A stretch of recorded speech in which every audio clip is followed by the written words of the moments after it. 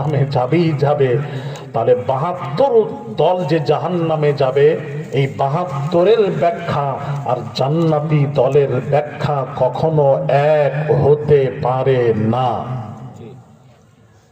যার জন্যই যে ফিতনা দেখছেন, মতভেদ ইখতিলাফ যে দেখছেন, এই কারণে। আপনারা বলবেন যেমন, হ্যাঁ একটা জিনিস বলি, যেমন বলছে আপনাদেরকে,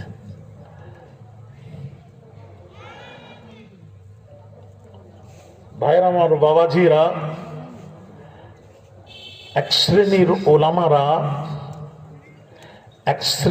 ওলামারা বলছেন, ইউটিউবের মাধ্যমে আমরা দেখতে পাচ্ছি, এক শ্রেণীর ওলামারা দাবি করছেন যে বৎসরে ঈদ হলো দুটো।